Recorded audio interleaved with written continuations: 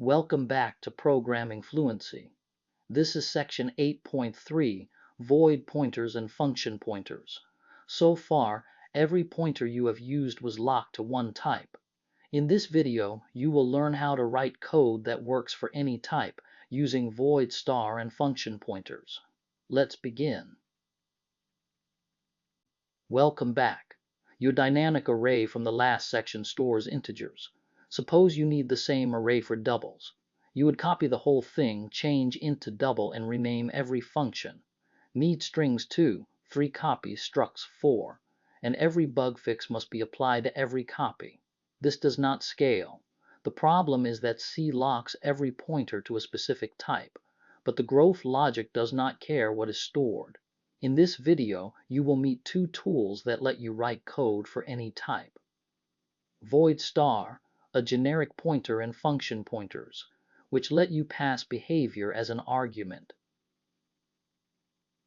This is the plan for this video. First, void star, a pointer that can hold any address but knows no type. Next, casting to use it. You must cast a void pointer before you can dereference it. Then function pointers, which store the address of a function so you can call through it. After that, callbacks. You pass a function as an argument to customize behavior. Finally, qsort, which sorts any array using a comparison callback. Let's frame the problem. C's type system locks every pointer to a specific type. An int star can only point to integers. A double star can only point to doubles. But there is a catch. Malloc returns memory that has no type at all. It is just bytes. And an algorithm like growing an array or swapping two values does not depend on what is stored. The steps are the same whether the elements are integers or structs. So what you need is a pointer that can hold any address. Think of it as a blank envelope. It carries a location, an address, but it does not say what type of thing lives there. That blank envelope is the void pointer. Now the definition. A void pointer, written void star, is a generic pointer that can hold the address of any type. But there is one big restriction. You cannot dereference a void pointer directly. The compiler does not know whether to read 1 byte, 4 bytes, or 8, or how to interpret the bits. So you must cast it to a specific pointer type first. Look at the code. We put the address of an integer x into a void pointer VP, and that conversion is automatic. Writing star VP directly is a compile error, but star, open paren int star close paren VP works. The cast tells the compiler, treat this address as a pointer to int. Then the star reads 4 bytes and reads them as an integer. Void star trades type safety for flexibility. This is the payoff of void star, a generic swap. With fixed types, you would write one swap for int, one for double, one for structs, all the same logic. This single function works for all of them. It takes 2 void pointers and a size, and it does not know or care about the type. It just copies size bytes around, using mempy from string.h mempy of destination, source, in copies in bytes. First it copies A into a temporary buffer, then copies B into A, then copies the temp into B. The caller passes sizeof int or sizeof double to say how many bytes each value takes. This is the core idea of generic programming in C. Forget the type, work with bytes, and let the caller provide the size. Void star lets you handle any data, but what about any behavior? For that you use a function pointer, a variable that holds the address of a function. Think of it as a phone number. It tells the program which function to call, and you can dial a different one at any time. Look at the code. We have add and mul. We declare op with int, open paren star op close paren, open paren int close paren. We point op at add and call op of 3, 4, which gives 7. Then we point op at mul and the same call gives 12. That declaration reads, op is a pointer to a function taking two ints and returning an int. Those parentheses around star op are critical. Without them, int star op of int would declare a function that returns an int star, which is completely different. Now we combine the ideas. A callback is a function pointer passed as an argument to another function. The receiving function calls back to the function you gave it at the right moment. Look at apply. It takes an array, a count, and a transform, which is a typedef for a pointer to a function taking an int and returning an int. Using typedef makes the declaration readable. Inside, for each element, apply calls fn of r of I and stores the result. Apply does not know what transformation to perform. It just calls whatever function you pass. So if you pass doublet, every element doubles. If you pass negate, every element is negated. The same loop handles any int to int transformation. The caller chooses the behavior by choosing the callback. This figure shows the flow. On the left, the caller invokes apply, passing the data, the count, and a function pointer, doublet. In the middle, apply runs its loop, and for each element it calls back to the function it was given.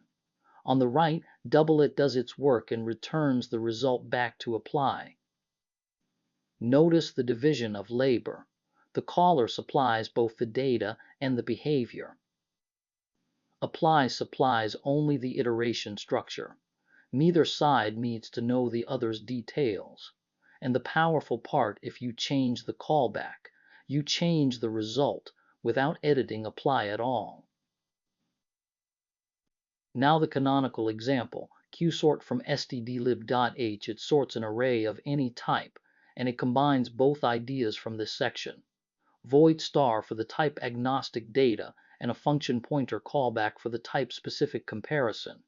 In the signature, base is a pointer to the first element, nmem is the number of elements, size is the size of each element in bytes, and compare is the comparison function. Qsort handles the whole sorting algorithm. You just provide the comparison. The comparator returns a sign, not just 0 or 1. A negative result means it comes before b. 0 means A and b are equal. And a positive result means it comes after b. Getting this convention wrong is a common bug. Let's sort integers. The comparison function compare ints receives two const void pointers because qsort does not know the element type. Inside, we cast each one to const int star and dereference it to get the actual integer. Then we compare, returning -1 if it is less than b, +1 if it is greater, and 0 if they are equal. Then we call qsort, passing the array, the count 5, sizeof int, and our comparison function. The output is sorted, 3, 8, 17, 42, 99. One warning. You might be tempted to write return ia minus ib as a shortcut. Do not. If ia is a huge positive and ib is negative, the subtraction can overflow and give the wrong sign. The if-else pattern is always safe. Sorting strings needs careful attention. The array is an array of char pointers, so each element is a char star. When qsort passes an element to your comparison function, it passes the address of one char star in the array. That is a pointer to a pointer, a char double star. So inside the comparator, you cast to const char double star and dereference once to get the actual string pointer. Then strcmp compares the strings alphabetically. The figure traces this. Level 0 is the array of pointers. Qsort passes the address of an element. Level 1 is the parameter, a void pointer that is really a char double star, so you cast and dereference once. Level 2 is the actual string data. If you cast a char star instead of char double star, you would compare the pointer bytes as characters, which is garbage. Here qsort sorts an array of structs, and it is actually simpler than the string case. We have two comparators and this one goes first. By score casts each void pointer to a const student pointer, then compares the score fields, returning a sign. To sort by score, you call qsort with by score. The second comparator by name casts the same way and calls strcmp on the name fields. To sort by name, you call qsort with by name. Same array, two different orderings just by passing a different comparator.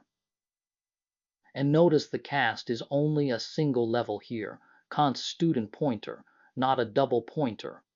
That is because the array stores student values directly, so each void pointer points straight at a student. In the string case, the array stored pointers, which is why that one needed the extra level of indirection. Let's cover two common bugs. First, dereferencing a void pointer directly. Here we put the address of x into VP, then write int val equals star VP. The compiler refuses. A void pointer has no associated type, so the compiler does not know how many bytes to read or how to read them. Remember, void means no type. A void pointer is just an address with no size information attached. The fix is to cast to the correct pointer type first. Int val equals star, open paren int star close paren, VP. Now the compiler reads 4 bytes and treats them as an int. The second bug, the wrong cast in a qsort comparator for strings. Here the programmer casts the void pointer to const char star, then called strcmp. But remember, the array holds char star values, and qsort passes the address of each element, which is a char double star. By casting to just char star, you treat the address of a pointer as if it were the start of a string. So strcmp compares the raw bytes of the pointer values, not the actual strings. The sort produces garbage, and strcmp may read past valid memory and crash. The fix is to cast to the right level of indirection. Const char star sa equals star, open paren const char double star close paren. A dereference wants to get the real string pointer. Let's recap. Void star and function pointers are how C writes generic, reusable code. A void star holds any address, but you cannot dereference it until you cast it to a concrete pointer type. To walk a generic array, cast a char star and add I times size, doing byte level arithmetic. A function pointer stores the address of a function. The declaration reads, fp points to a function taking two ints and returning an int. A callback passes behavior as an argument, and the generic algorithm calls it back at the right moment. And qsort sorts any array, using a comparator that returns a sign, negative, 0, or positive, not just 0 or 1. Next, you will combine these tools to build a linked list, nodes connected by pointers, and you will meet the double pointer, node double star, that lets a function change the caller's head.